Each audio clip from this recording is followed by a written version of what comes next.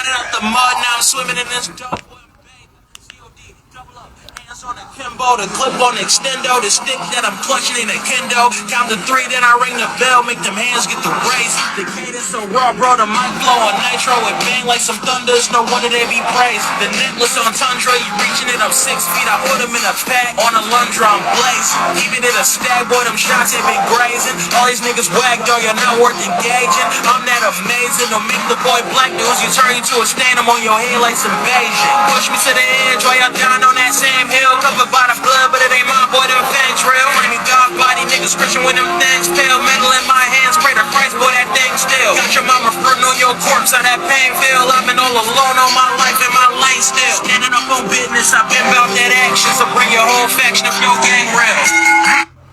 What is up, everyone? And thank you for checking out Don't Say the F Word. We are a pro wrestling and combat sports podcast, and we do not use the F word when we talk about professional wrestling. You shouldn't let your friends use it either. I'm Mark the Monster. I am the leader of the PWO. That's right, the Puppet World Order. We are taking over this week. We invaded WWE's Monday Night Raw in Cleveland, Ohio. It was a great time. I had tons of fun. Got to see some of my favorites. Cody about to come in. He's somewhere. Joe getting connected here. Don't know what's wrong with the connection. Joe, get in here.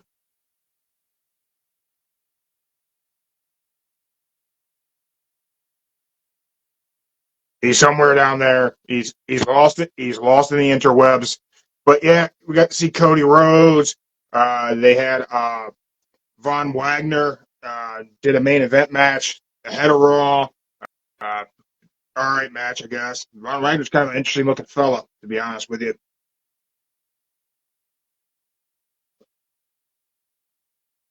Still trying to figure out where the illegal brother-in-law Joe is at. But yeah, we had a great time. The arena, Rocket Mortgage Fieldhouse in Cleveland, was packed. There certainly were areas blocked off, like there are with every wrestling show. It's not that WWE's going out of business or anything like that. It's just they block off areas for production reasons, just like everybody else does.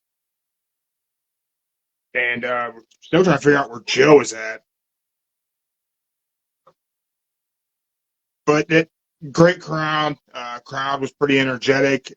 They did get a little bit burnt out after a CM Punk and Seth Rollins segment. Crowd was kind of gassed. It blew up a bit. But otherwise, I think the crowd was pretty good. They had a great time. I got to meet a lot of fans of mine. Oh, there he is. There's the illegal brother-in-law, Joe. Hey. How you doing, Joe? I'm doing all right. All right. You look sleepy. You sleepy? No, my brain just had a lot of thoughts going on today for like 3 hours. You had too much thinking? I did a lot of thinking. That's never good. If you think too hard, you can end up pulling a brain muscle. Well, if you stay tuned to later on the show, you'll figure out why I had to do a lot of thinking. Oh, should I be nervous? I highly recommend you plug your ears because you might not like one thing. What? Not now. All right. You see what's behind me? Yeah. You see that? I see it. Not the cup. Ignore the cup. Yeah, no cut. The Dream. Nightmare. You see that? Mm-hmm. I got Cody's autograph. Signed. For real? Yeah, it's official. How that happened? I'm curious. Connected, Joe. Like Dub and Mac 10. Okay. Yeah. It pays to be in the PWO. I got you. Told you, Joe. Told you. We're taking over. Taking over everything. All right, take over everything. Gotcha. I'm also I'm glad. becoming a belt collector. No, no. Hear that? Ooh. Can you lift Can't that? hear. Can you lift it? No. Can you like put over your head? Like, ooh. I mean, I would need some assistance to get it into this little clippy thing, and I could do it. You gotta believe. You know what I'm saying? Believe. You can do it. Maybe later. Okay. We'll work on it later down the road. We'll work on it. All right. So yeah, did you enjoy watching Raw on TV? I did. Did you see me? I was there. I I was tell you, swinging around like that, doing one of those numbers. like I said, I looked in. I ain't see you. I looked everywhere. I mean, if you're almost close when they had the little camera angle when CM Punk came out, you probably I could have seen y'all, but nah, he didn't. The crowd was very loud for Punk. I saw that. Doesn't make a lot of sense, but I mean, hey, everybody had a great time. Very enjoyable. Uh, they booed the crap out of Dom. It was unbelievable. So, like, did you boo him? Of course I did. Joe, he's a criminal. He's been to jail. You gotta boo him. Okay. Convict. And not like Akon. Convict music. Remember that? Yeah. Uh, Yeah. Ain't that before your time? I like the old school stuff, Joe. Okay. I just want to make I sure don't we're on the like same I don't page. like I don't like these new mumble rappers. You should listen to Future. Should That's I? all I Should I though? recommend. You should listen to Future. You will understand Future's music. Hmm. I don't know about that, Joe. Just go on and look at listen where podcast, playlist, Spotify, Apple Music, Google Play, Rumble, the whole kit and caboodle. Like you always let's say to don't say F word. I think you meant that. I think you just accidentally plugged the whole podcast right there, Joe. I know I'm saying the house to get out the way, you know what I'm saying? But I like yes, that. Time saving. I'm saying yes. And then you look for his top 5 songs, listen to them. There you go. Maybe I might give it a shot. I'll tell you what. I'll send you a good song to listen to, then you tell me later on down the road. How that sound? I generally just end up listening to the stuff that the big guy listens to. Oh, So cool. we listen to a lot of MF Doom, Vinny Paz, Jedi Mind Tricks, Run the Jewels, Killer Mike. Okay. Yeah, Feeling like not bad. yeah. And new album's pretty good. But yeah, big fan of Run the Jewels. A lot of diversity there. You know what you do in your spare time? Go, The go listen to occasional Nickelback. no, go listen to Project Pac's first album. All right, a lot of 50 Cent. Okay, The big guy stuck in musical taste from the year that he graduated high school or something. Well, 50 Cent came out after high school, but that's a whole other subject. I mean, it's close, right? But are you Mm, sure about that? yeah, I'm sure about it. Yeah, like You sure 50 was after the year 2000? I don't know about that. '03, Nah, because '03. well, that's The Get album, Rich or Die Trying. no, the album just celebrate 20 years. It's Yeah, but '03. that was Get Rich or Die Trying album. Yeah. Yeah. What year did 50 put out How to Rob? Yeah, yeah, that's the first 50 song to blow up. 50 Oh Cent yeah. taught me how to rob. Okay. Did you ride Fat Joe? Eh, Pun was better. Mm. Did you ride Juvenile for his goatee? Yes. Mm. Okay. Make sure. See, you remember how to rob? I do know how to ride. Yeah, I feel like that was like '99. How to ride? It was. Uh, it was like 2000 ish. Around 2000. See, you guys were still in high school. I have to Google that later on because I'll figure out. But yeah. Got it out the mud, now I'm swimming in this Gulf web bank. COD, double up, hands on the Kimbo, the clip on the extendo, the stick that I'm Okay. clutching. Nipsey Hussle. Okay. Okay. Make the hands get the race. The game is so raw, the mic flow, and nitro, it take place. I'm thunder, there's no one in any race. The devil's on There top, you go. I'm 6 feet, I put him in a pack on the line, drop plays. Even if it's stab, but I'm shots, they make brains. All these niggas whack, yo, you're not worth it, damage. I'm there to make, that'll make the boy black, lose you turn to a stand on your hand like some beige. To the end, boy, I'm down on that sand hill, covered by the blood, baby, my boy, them things real. God, body, niggas screaming with them things still, metal in my hands, straight to freeze, boy, that thing still. Your mama heard on your corpse, I had pain, feel, I've been on the phone, on my life, living up like Okay. this. No business, I picked up that action, so bring your whole faction, yo, get it real. That's my entrance music, Joe. That's what this means. Okay. That's what I'm coming out to. Okay. That's I Hate Vonnie. That's you what? That's I Hate Vonnie. That's who. That's put that song out there. And we can't get copyrighted either because he said we could use it. Oh, for real? Yep. You don't want to get copyrighted. I'm good. I'm glad you don't want to get copyrighted. Yeah. Yeah. Been down that road. So, Joe, you think I should start selling these shirts? Yeah, right. Share the cert. Share the cert. Think I should sell these? Trying to make that money. Yeah, you should. You should.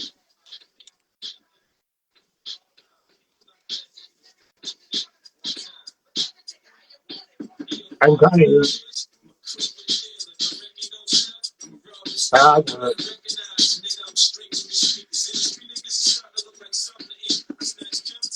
All right, kill it there before we get copyrighted. There you go. Okay. All these youngins, they don't they don't know about how to rob. You don't know how to ride. Yeah. How to ride. Ooh, I can't tell you when it come out yet, but ooh, Did you enjoy Raw? I did enjoy Raw. It was pretty good. It had its moments, but it was still good. What was your favorite moment? Favorite moment before the puppet gets out of here and starts operating this camera for the big guy. I would say, as my dad would say, his favorite. I'd say my dad's favorite moment. My dad's favorite moment of the night was when, as he says, I quote, Naki-san took out Rhodes. Your dad can't get people's names right. Naki-san, he took out Rhodes. He spit. I knew he was gonna spit him in the face. I knew it. I seen it. Naki-san. Naki-san did it. You know, the poison mist is one of mine, the big guy's favorite spots in all of pro wrestling. When it's done right, it's absolutely fantastic. He was done right. And Well, I with that, was Joe, I'm gonna get the big guy in here. Everyone, make sure you like, share, subscribe. Don't Say the F Word podcast. Mark the Monster. PWO. Puppet World Order. We're taking over. older. Puppets are greater than humans. All right, I'm out. Out.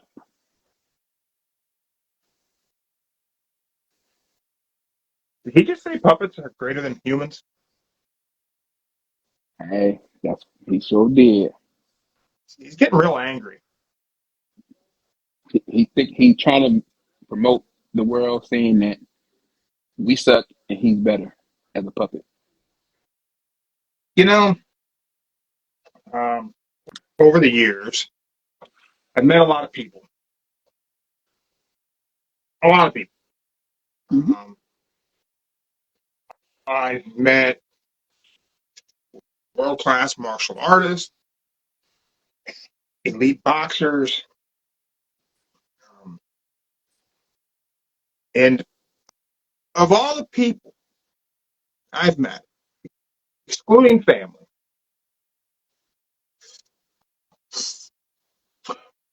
and these puppets are cooler than most of the people.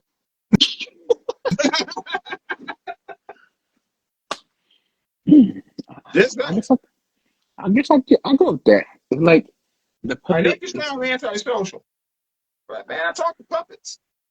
I don't know what that means. I'm just gonna say maybe that puppet is just a part of you this whole entire time you never knew. Maybe, maybe. Hmm. So we went to Raw on Monday. I, s- I saw the clip. Good show, very good show. Hmm. Um, I want to talk to you about that Seth Rollins CM Punk promo. And was it me, or did Seth just cut the Hangman promo?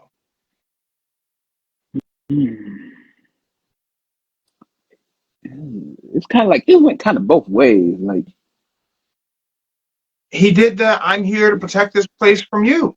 yeah, That's Hangman CM Punk promo, yeah, that was it. right?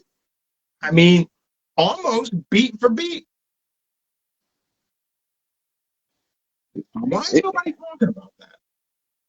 and it also had that little vibe to like, oh, well, it was like one of the Rock Cena.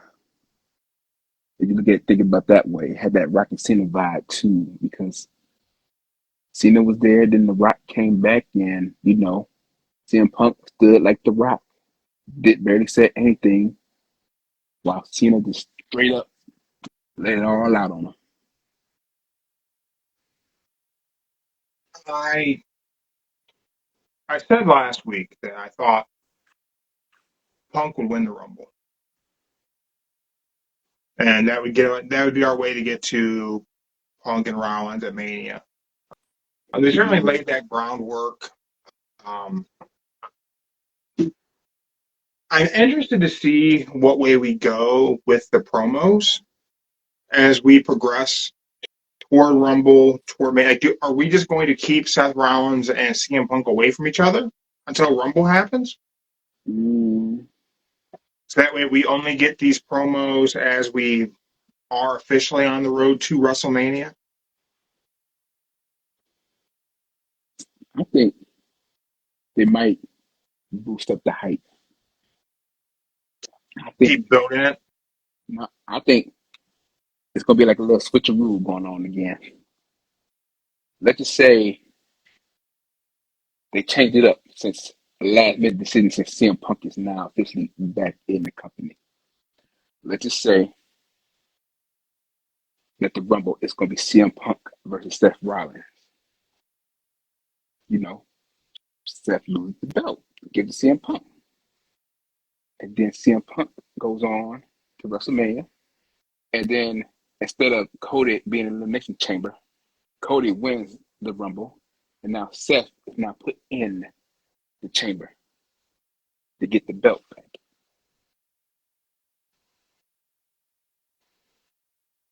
So is this how you would book it, or is this what you think will happen?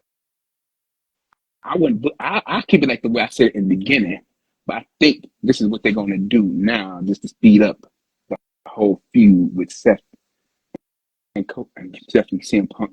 So at It's a weird Rumble, one. You almost want to say Seth and Cody, right? I yeah, find myself wanting to do it for some reason. It's a weird slip.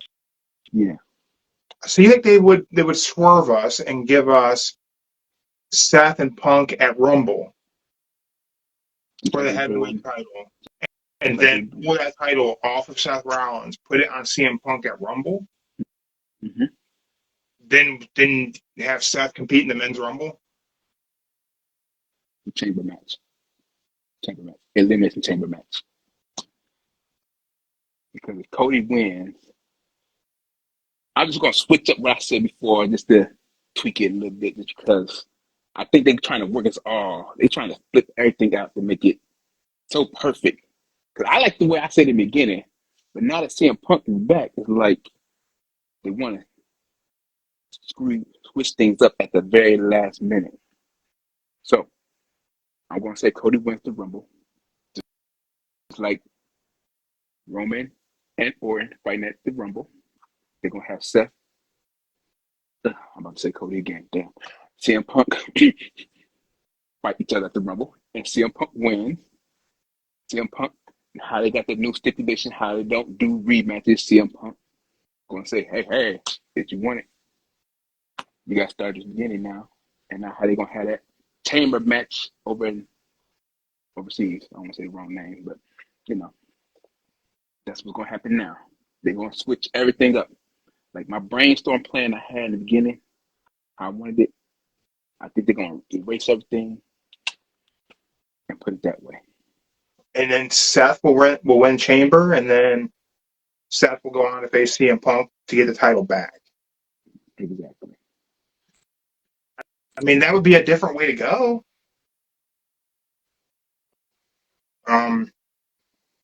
Unless they just say, Seth hey, Rollins nah. versus CM Punk. Who's the heel? Who's the face?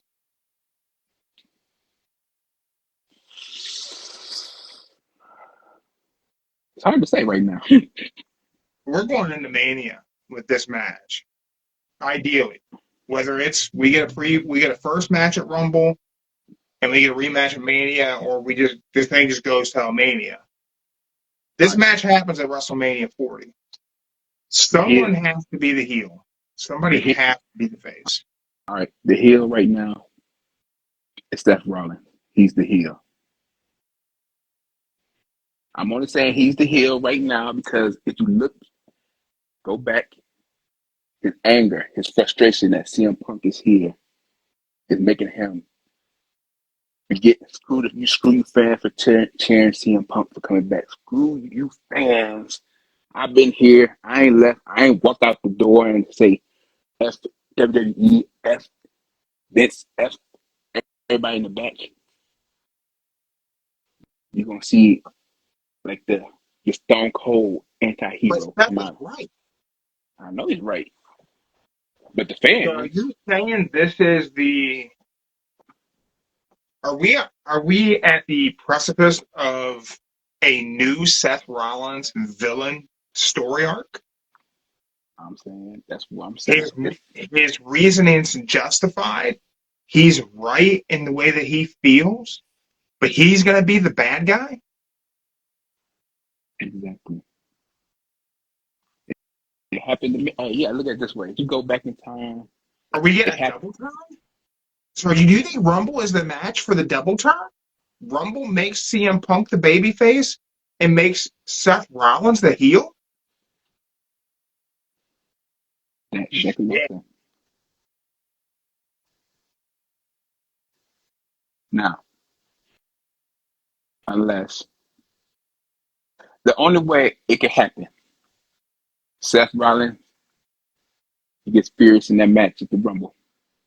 He gets chairs, kendo stick, and they start wearing all his frustration out on CM Punk. And that's when you get the heel turn right there. He don't care about nobody no more. He don't care about what you fans think, what anybody thinks. He going to just let all his anger, his frustration out with them chairs, kendo sticks. Hell, I don't know if he's going to get a table. But hey, he's going to let it out and CM Punk. So you think Punk would go over? Punk would take the belt off of Seth at Rumble? Not a DQ kind of thing? I'm gonna say, yeah. I say he's gonna take the belt off of him, but after the match, that's when you see the villainous side come out. So while we're having this conversation, because I know that the good thing about this CM Punk Seth Rollins feud that we are creeping up on is the emotion it already has from people. So my wife, your sister, not a Seth Rollins fan. She doesn't like Seth. She hates his ring gear. She hates how he dresses. She can't stand his voice and his squeaky promos.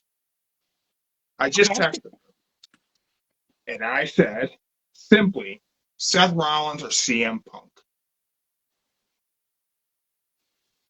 He said Seth. CM Punk has done the unthinkable. My wife is now a Seth Rollins fan.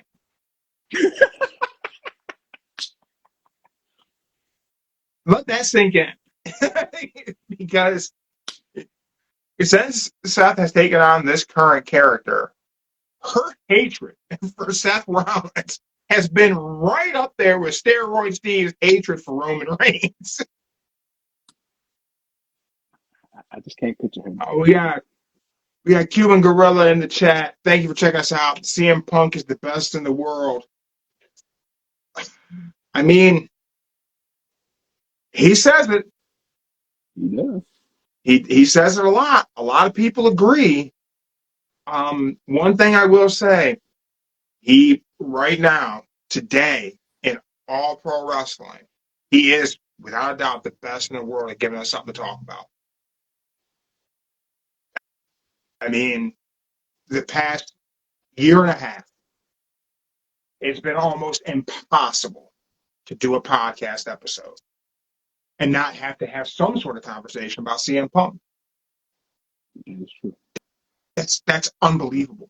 That one guy, without a ton of effort truly on his part, creates so much for people to talk about.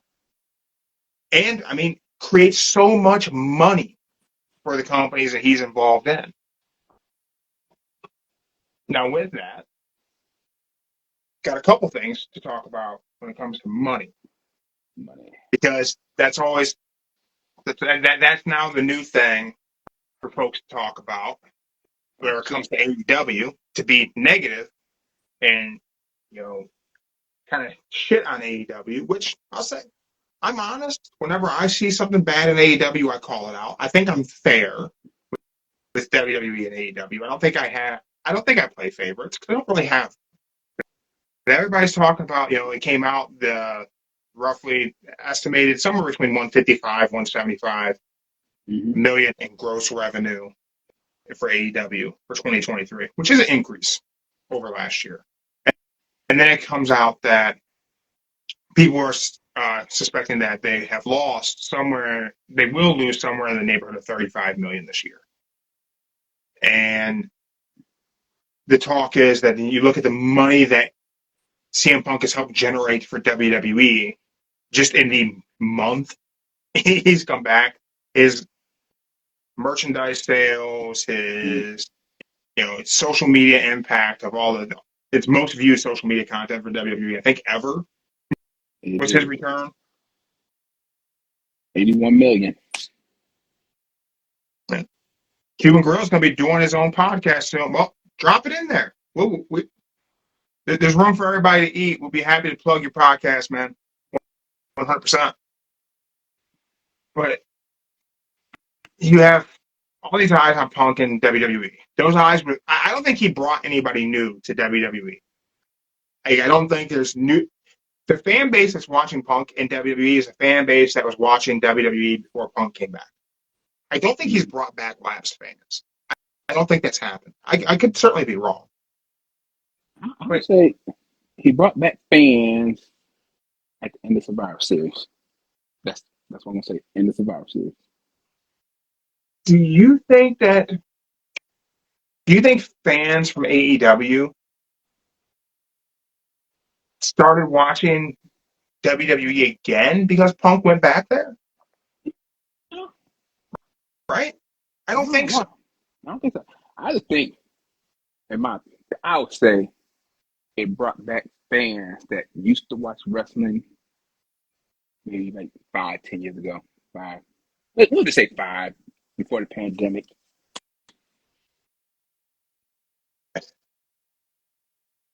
So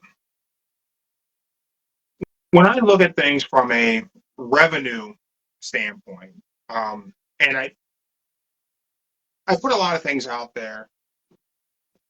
All right, Cuban Gorillas, the podcast wrestling, that will be the podcast. So we will make sure once you get up and go, man, send me some of your stuff. I'll be happy to share it on our channels. as you know, and I don't plug what I do, what my real job is anywhere on social media because I don't want a conflict of interest, but I've been involved in leadership in a very large corporation for most of my adult life. I have a pretty good business acumen. I can vouch for that. Yes. And here's one thing I know is that numbers never lie, but liars use numbers. Mm-hmm. You, as a business owner or operator, you tell people the numbers you want them to know. And you always have a motive behind it. You have businesses that will talk to you about just gross revenue as the information came out about AEW's 170 million probably. But that's just gross revenue. That's not that's essentially top line sales. That's what came in, not what had to go out. So we are talking about a company that is just in year 4 of existence. We're about to enter year 5. So the idea that their top line and bottom line would have a large gap is understandable in a company this size. It operates like a corporation. I know people want to think that AEW is somehow an indie promotion, but it's not. It's a very large corporation backed by very deep pocketed investors, not just the Khan family, but most likely Warner Brothers Discovery. Tony Khan's never said that wasn't the case.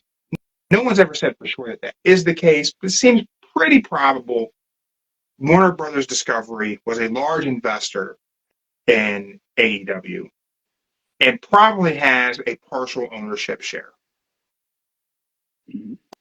Also, the Khan family are billionaires. They can afford to lose $30 million on a project that they see having long-term growth. You have tons of large corporations that lost money their first 5 years. FedEx, ESPN, TBS, Amazon, just to name a few. Mm-hmm. It took Amazon nearly 20 years to have wild profits. That's true. Corporations take a little bit of time to get things moving along. One thing that I know for sure is no one reporting on the financials of AEW actually knows. Nobody knows. It's speculation from social media accounts that think they know something. But the reality is that they're not a publicly traded company. Hey, you cannot argue with Dave Meltzer now. He knows everything. Yeah, I can't because he doesn't know. Meltzer don't know. Tony Khan's not sharing the books. Dave Meltzer isn't managing the P&L for AEW. He doesn't know what the profits and losses are. Probably 7 people know that for sure. Tony Khan, whoever sits on his board alongside him, and whoever he has to report to, that's an investor, a high-level investor, that gets that information. And all of those people have billions of dollars. The company is going to be fine. What I can't figure out is why so many wrestling outlets would rather shit on AEW from that standpoint and paint such a negative picture that I truly think it turns fans off. Because I think it makes fans who aren't definitive pro wrestling fans, but they want to be part of whatever's hot right now. I think it makes them think that's not the cool product. It's interesting to me because the idea that WWE wasn't a cool product is the entire reason AEW exists. Mm-hmm. It wouldn't have existed if people, the same things everyone's saying about AEW right now, not everyone, but a alarming number of negative assholes are saying about AEW right now. Company's going under, they don't know what they're doing, it'll be done in a year. All these people are the same people who are probably saying this about WWE in 2018. I bet if we took the time to go back in these accounts, I bet we would see the exact same post about WWE in 2018 and how excited they were about the existence of AEW. And whenever just All In happening in the summer of 2018, and then AEW's beginning in 2019, I bet all these same accounts that are shitting on it now were excited it existed. One person I know for sure is a guy who's cashed checks from both companies in the past. That's Eric Bischoff. Did you see Bischoff's thing recently about WWE signing CM Punk is the most successful signing in professional wrestling history? Okay, now before he did the episode, he had a couple mixed reviews about them signing CM Punk. But yeah, I did see it. Eric Bischoff is quick to change what he's saying to fit the narrative of he's right.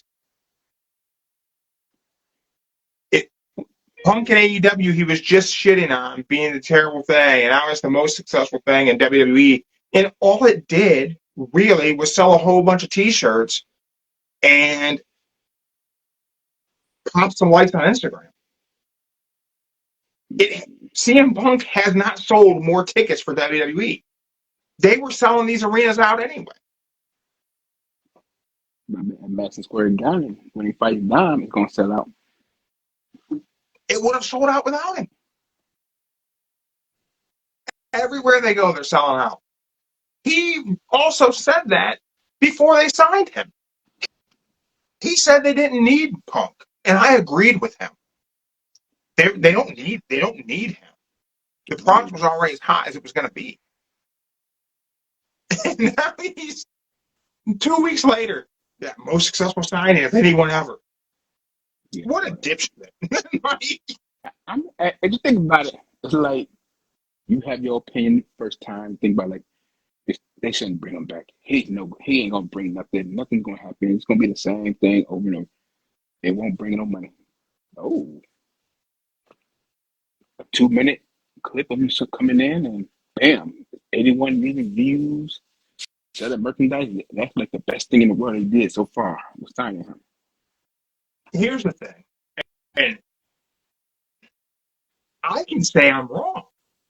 And Bischoff can't. He just changes the narrative.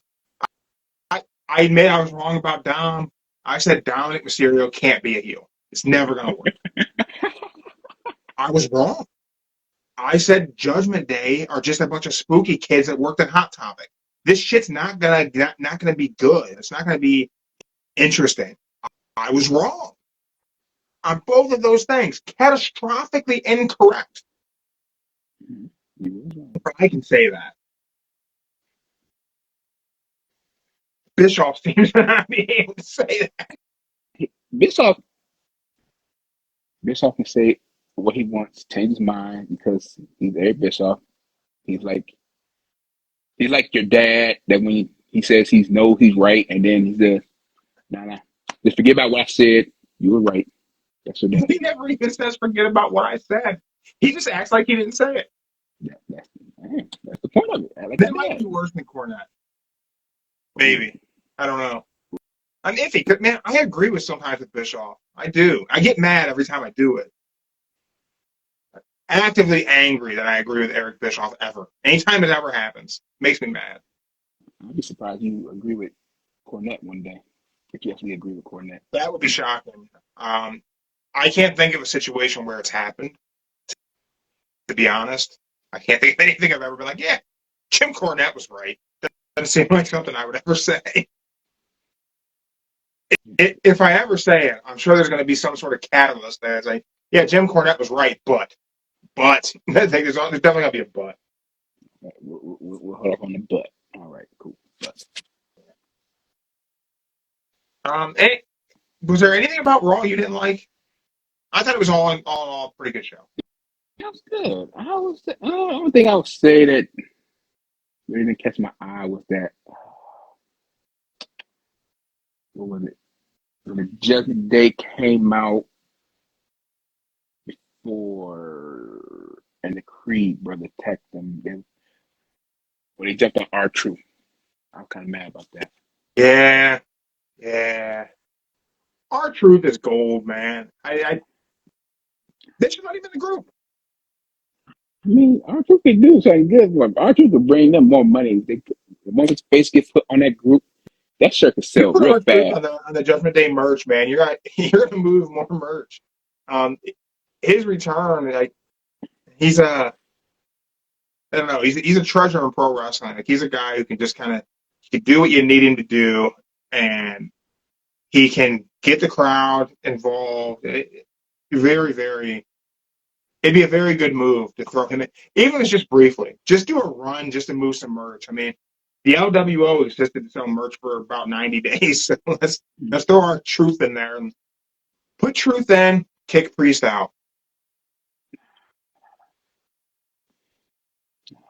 That's it. Priest ain't ready to get kicked out just yet. No. I have this idea in my head that Damian Priest will be kicked out of the Judgment Day when he cashes in that Money in the Bank contract. Because I don't believe the Money in the Bank contract is in that briefcase. We have this thing in WWE right now with the Money in the Bank contract. It's whoever's in possession of the contract holds the contract, right? Mm-hmm. Well, like you've had Sammy steal it. You had all the past few years, people they steal the briefcase because you take the briefcase, you have the contract, right? So the briefcase Damian Priest has, the Senior Money in the Bank purple briefcase, Mm-hmm. we've never seen the contract is inside. Finn Balor gave him that new briefcase. We've never had it open. JD gave it to him. JD gave it? Okay. Yeah, JD, So because he apologized. He wanted to make the JD gave it to him. Yeah. It's never been open. We don't know if the contract's in there. So I think Finn Balor stole the contract. And I think our Priest goes to cash in. I think he's going to cash in on Punk or whoever. Have the whole ass match. Whole match. Priest wins. And they realize he didn't have the contract in the briefcase. Finn comes into the ring. He's got the contract. He then cashes in. It pins whoever was the champ. And now Finn Balor's the new champion. And then you instantly have a Finn Balor Damian Priest feud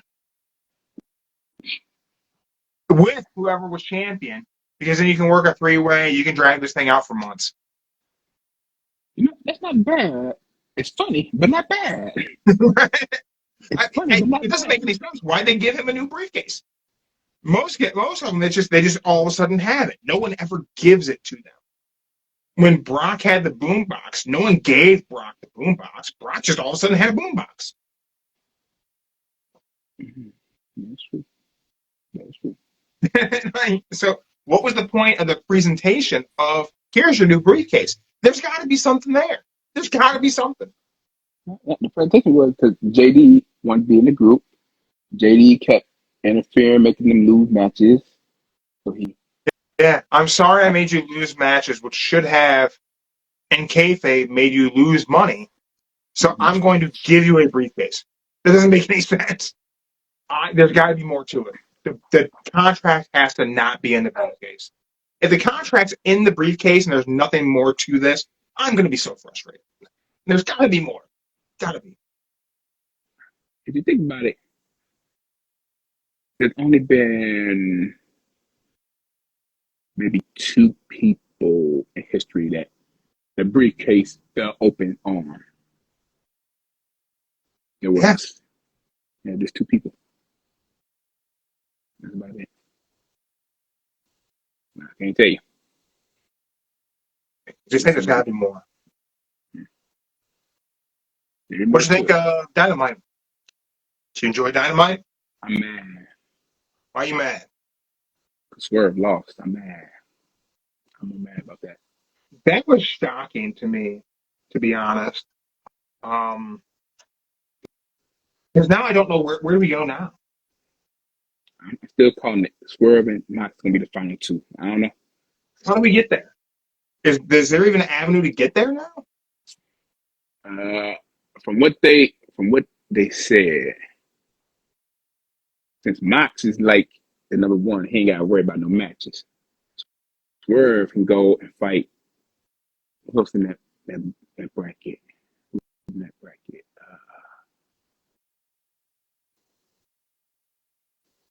Well, whoever in the bracket with the two tops, he can fight them.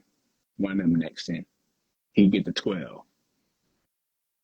And I know he's tied with somebody right now with the 9. We can see if maybe Bleacher Report's got the bracket. Right now, Mox in lead with 12 on the gold. On the blue, I think it's Andrade. I think you might be right. And then we have Brody. Brody lost to Andrade. Is that last night? Yeah, Wednesday. He lost to him. The pin. So I would have thought that this tournament would have been to crown Swerve with this title. Now I don't know who's going to win this. I'm still saying it's going to be between Swerve and Mox. I can see it. Because they had Claudio go over Andrade last night. He did? Oh, damn. Yeah. You know, I hope that AEW signs Brian Keith. I think him and Orange Cassidy had a good match last night. He did. He did.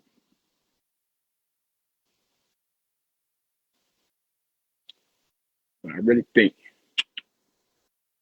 if I had to pick it down, the final four, it's either going to be Mox, Swerve, Danielson, and Andrade. We had Eddie Kingston beat Daniel Garcia last night also. Mm-hmm. Yeah. Let me see if I can find a current bracket. Poor Garcia. Poor Garcia.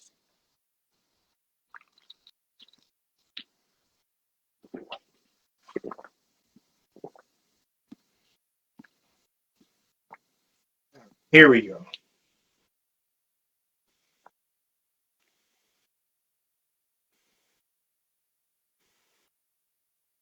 So right now, the Gold League, Mox has 12 points, Swerve has 9, Jay White has 9, Roosh has 6, Mark Briscoe's been eliminated, and Jay Lethal has been eliminated. The Blue League, Andrade has 9, Danielson has 9, Kingston has 6, Claudio has 6, Brody has 6, and now Daniel Garcia has been eliminated. So it's definitely going to be Swerve and Jay White going at it for that 12 spot, number 12. And it's definitely going to be Danielson. I'm going to say Danielson Claudio. We're probably going to get Claudio and Kingston again, right? I don't want to, but that's what it's probably going to look like, yeah. I feel like that's probably going to be another. We're going to have that again. Wrestling Dennis, what's up? Thank you for checking us out, man. So I don't know. I mean, I guess there's got to be a way to get it to Swerve in the final. I just really felt like this thing was set up to have us feeling like it was either going to be Bryan Danielson or Swerve Strickland. Probably that would be the final match. Mm-hmm.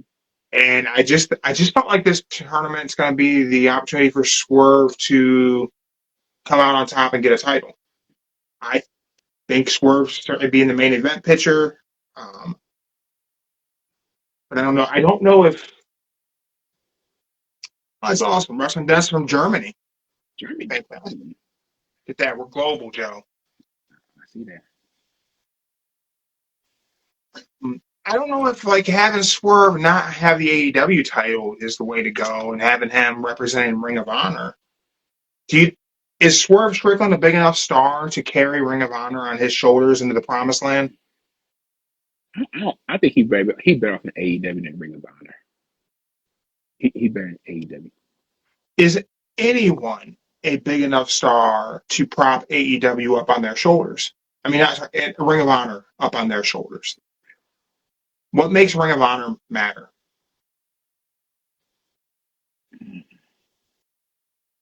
I would say Kingston could probably be the Ring of Honor champion. He could probably bring back more fans to Ring of Honor than anybody else. So do you have him win this tournament? Or do you still stick with Swerve? I'm gonna stick with Swerve. And then what transitional champion, Swerve holds it for a little while, then drops it to Kingston? Yeah, because then he wants to go on to the main belt, the AEW belt. I can see it. Give him something to run with for a little while, see what kind of interest he generates, and then transition him over. I think he's hot. My fear is in doing that is does he become forgotten? Because I think Ring of Honor splits the talent up a little bit too much for AEW. It's again a situation where I'm afraid I agree with Bischoff in that sometimes it dilutes it a little bit by having guys from AEW be on the Ring of Honor shows. The matches that they do are great. The Ring of Honor cards are really, really good.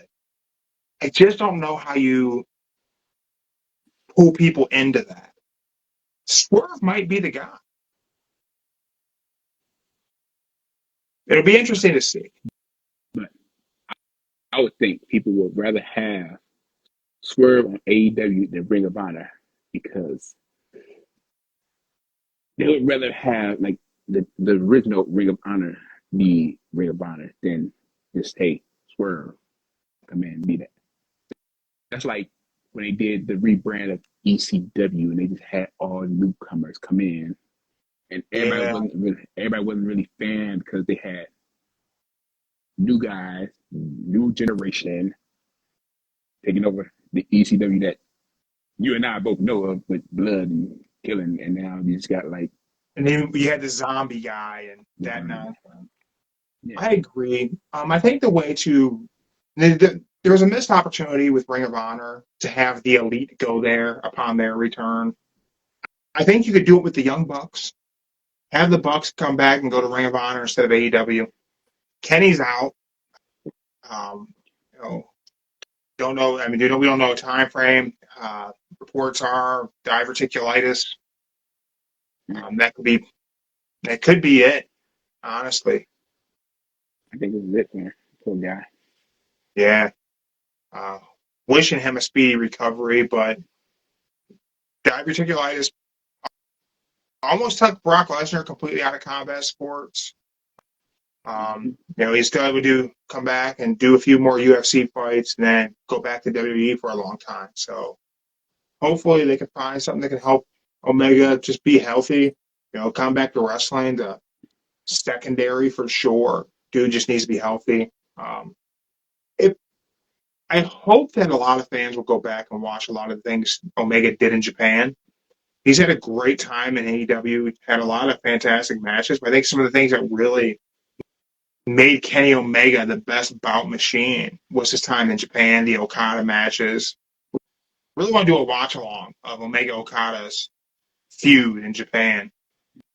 To block out a 4-hour, so a day to sit there and watch all those matches. But what was that one match he had that went over an hour? Yeah, it was him and Okada. Okay, yeah. They went to a 60-minute time limit. That was the thing of the modern era that started the trend of doing the 60-minute time limit draws, like Flair and Steamboat. It was Omega Okada. Omega Okada won at Wrestle Dream 11. That match, fantastic. I think Kenny, poor guy, he put his body through so much over in Japan. Yeah. Wrists, them high flying. Ooh, I feel bad, man. So I understand you got some trivia. Ha ha! Yes, I did. Let me tell you something. What do you got for me? Are we trying to stump Jeremy here? It's a stomp Germany. Yes, it is. Let's see what we got, man. There's it's unfair because you know the time gap where I wasn't watching pro wrestling. That's sneaky. I know, but look, okay, I was gonna say, see notepad. You took notes. Oh my god. Hey, this is really, really hard, and this was really. I look. I watched something the other day, and then it just clicked in my head. Like, who was it? And then, bam! It just dawned in my head. This is like the best trivia question ever that anybody probably get wrong. You would never know. But I'm gonna tell you, the answer is gonna shock you. All right, what's the question? The question is, out of all the wrestling organizations there is from the past 100 years, we're just gonna go with this from 60 to now, year 60 through now. Who has been a babyface in every organization? In every organization? Whatever organization they've been a part of, they were just a straight babyface. Never been heel. Never been heel. Straight babyface. Ricky Steamboat. That is one. Dusty Rhodes. Wrong. He was a heel. Where was Dusty heel? Well, probably in Florida. Whenever he was doing the biker thing in Florida. Yeah, he would have been a heel then. He was a heel. Bob Backlund. Bob Backlund was a heel. Oh yeah, because he came back running for president. Bob Backlund was This a new heel. generation shit count. Damn it. All right, Ricky Steamboat. Bruno Sammartino. Bruno was a heel. When? From 1973 to 74, he was a heel. In WWF? Well, WWF? Yes. Trust me, I took notes on. I knew who you'd say, so I took notes on the main people you'd say. In New York, they had Bruno as a heel? He was a heel from 1973 to 74. Bruno Sammartino was a heel.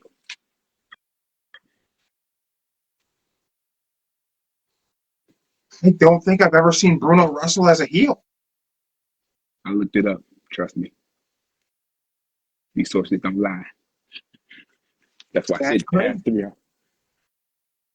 Well, Cody Rhodes.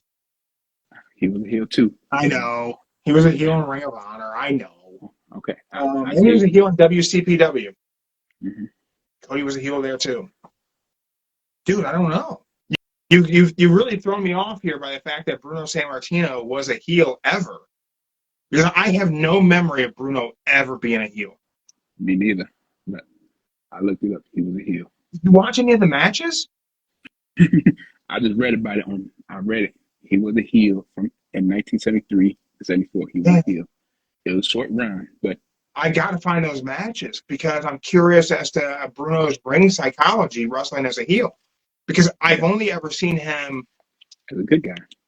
Yeah, I've only ever seen him be a babyface, New York style babyface, or the Italian guy. I've never seen him be an antagonistic heel, and I'd like to see that. Are there promos? I ain't have time for the promos. Sorry. I gotta find them. All right, who else you got? Blow my mind, because I'm not gonna get them now. You screwed me up. All right. Now, I managed to find 3 that were straight baby faces. I mean, John Cena, but that's a no-brainer. I don't think I had to say that one. I would mention go for John Cena because he was a heel. Do you consider Dr. Thugonomics a heel?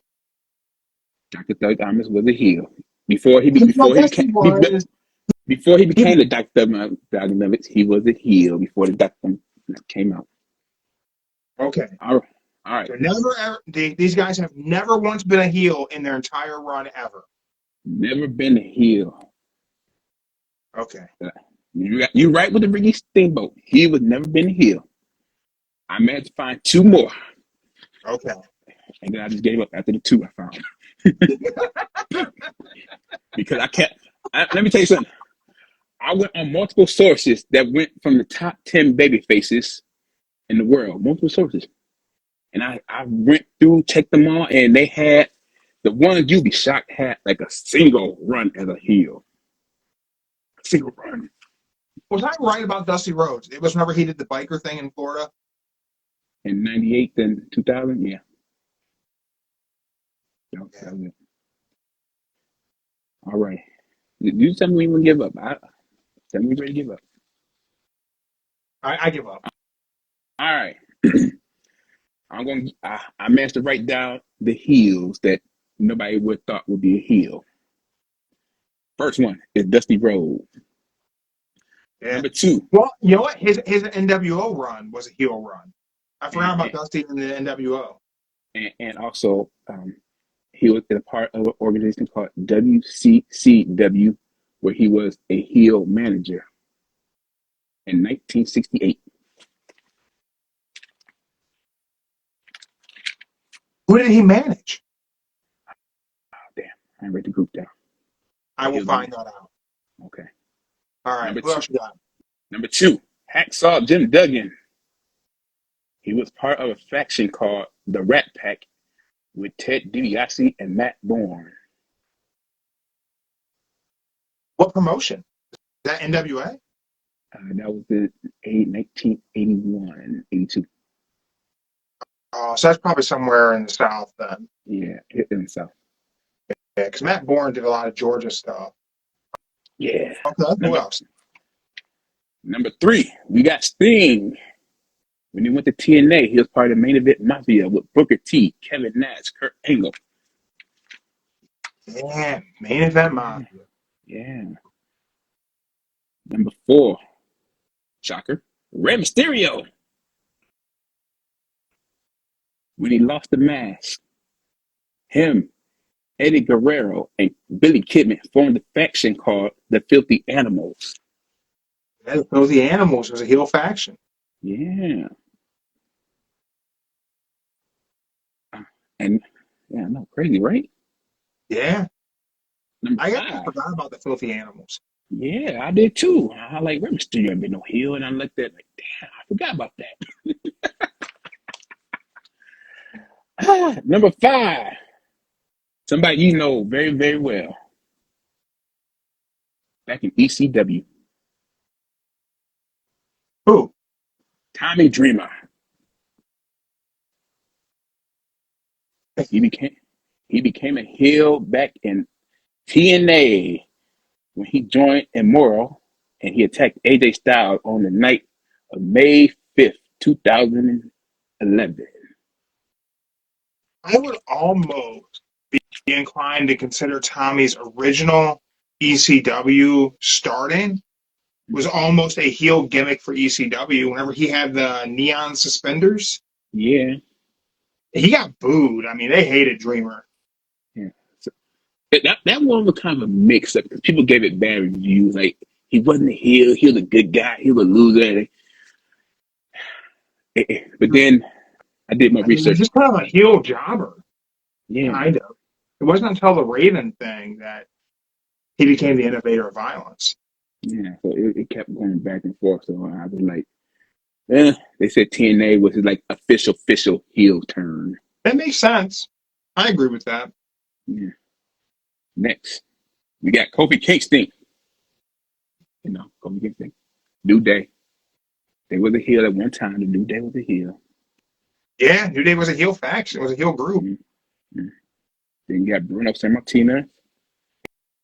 And the one group, the one tag team I never thought was it kind of goes into the heel form, but the Rock and Roll Express, when they broke up, Mortine turned on Gibson when they did this breakup. Yeah. Were you a big Rock and Roll Express fan?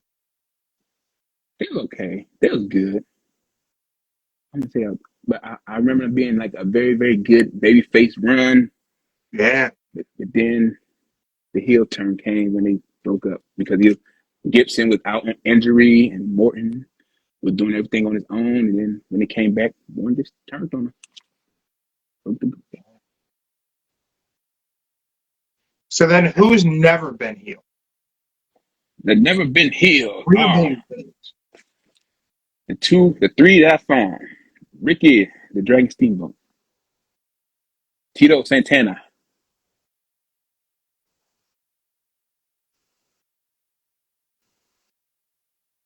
Yeah, Tito's never been a heel. He's never been a heel. And Yeah, even El Matador, Tito Santana was a babyface gimmick. Can-Am Connection, he was a babyface. mm-hmm. NWA, he was a babyface because he was opposite Flair. Mm-hmm.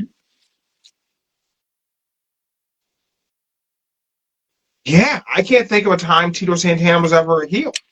He was, yeah, crazy, right? It was him and Rick Martel as a tag team. They were a babyface tag team because Rick Martel turned on Tito for Rick Martel to be a heel. There you go. See? Side note, people who never seen Rick Martel in NWA fail to realize how good Rick Martel was. Mm-hmm. He had some classic matches with Ric Flair in the NWA that were so damn good that it bums me out that my childhood memories are the model Rick Martel. It wasn't until I was older that I went back and watched those NWA feuds he had. That boy can go in the ring. Who's our third one? The Junkyard Dog.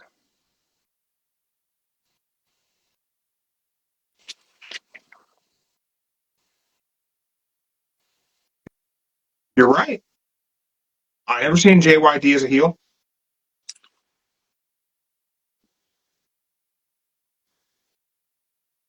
Yeah. Yeah.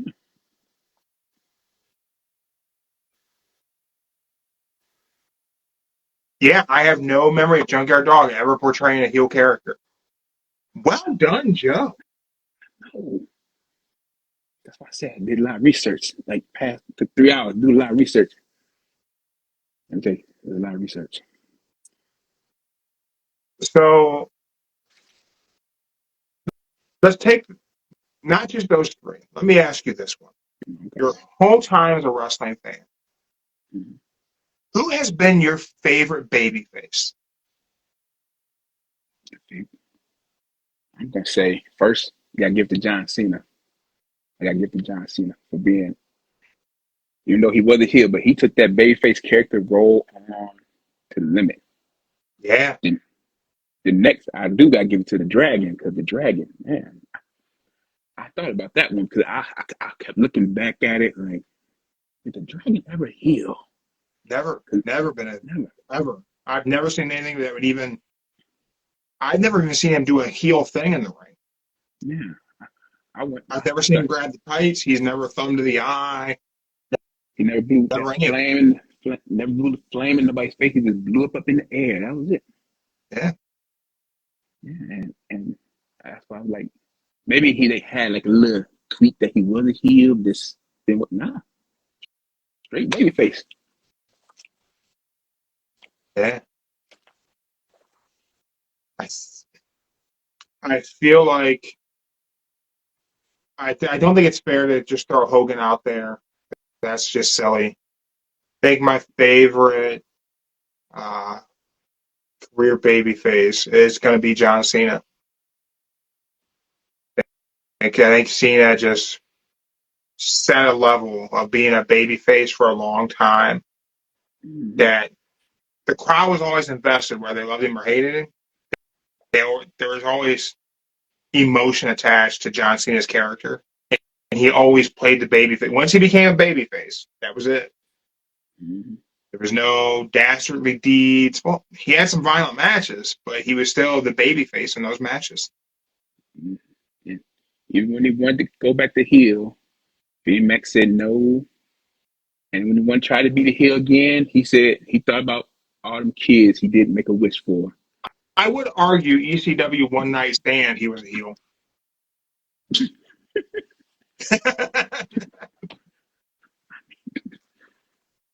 In that environment, in that arena, John Cena was the heel. Okay, I will go with that. I'll definitely agree with that one. He was the heel. Well, for anyone who's catching this on Spotify, I will drop the question into the Spotify that who was your favorite career or favorite long running babyface? Because we only got 3 options for career babyfaces. So, who was your favorite babyface in pro wrestling? Like, That to me, I think is an interesting conversation to have. yeah. Babyfaces are hard because generally you only like them till the babyface thing runs its course, and then they always turn, Mm-hmm. and then they burn bridges. So I think I agree. I think the best long running babyface is John Cena. I think there's probably some good option.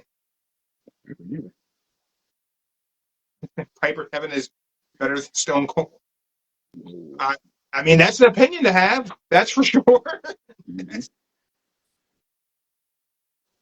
Joe, what do you want to leave them with tonight? Oh, before I go, I want to give honorable mention to the ones people thought would never heal. You got the Ultimate Warrior. Honorable mention. Warrior was a heel? He was a And heel. And before, when he was known as Digin, Digno. oh, Dingo. Or he was the Dingo Warrior? Dingo. Yeah, Then Dingo. Yeah. Mark, I told you, your boy, your hero was a heel one time. Sorry, Mark.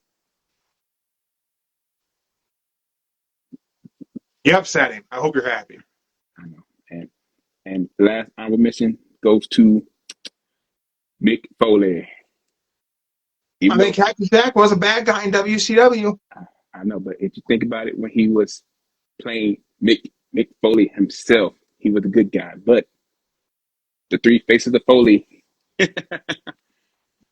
Mankind was a heel. Originally, Mankind was a heel. He was the Undertaker's foil. He was a heel. mm-hmm. Well, thank you to everyone who's checked us out live on Instagram. If you missed any part of the show here on Instagram, it will be up on YouTube, Spotify, and Rumble here later on tonight. Joe, thank you for the research and the trivia. I definitely have never known a Bruno Sammartino to wrestle as a heel. And now I'm going to have to go and find those matches and hopefully a heel promo from Bruno Sammartino. I am sure your sister is going to just be so happy you gave me this rabbit hole to go down. So I hope she's mad at you and not me because now I have to see it. Tell her it was just a brain idea I thought of that was going to turn this into a good night, like a good trivia. But let her know that next year I'll have a trivia like once every blue moon on a certain wrestler or career.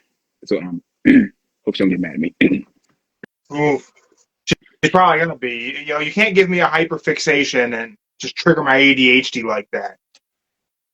That's why I told you in advance I had an idea. I didn't tell you what the concept was because I knew you probably start Googling. So I said, let's just wait till later. I would have cheated for the test, definitely. Yeah, I know. Well, everyone, thank you for checking us out. Please be sure you're following us on Spotify. Check us out on Instagram where you can catch these podcasts live. Rumble, YouTube, all the things. And I have something to say. All right, Mark the Monster, what do you got to say? The puppet world order is taking over, Joe. We're for life. Are we out? Yeah, Mark, you can go ahead and call it. All right, Mark the Monster, Don't Say the F Word podcast. Big guy Jeremy, illegal brother-in-law Joe. We're out, everybody. Thank you. All right. We're out. We're out.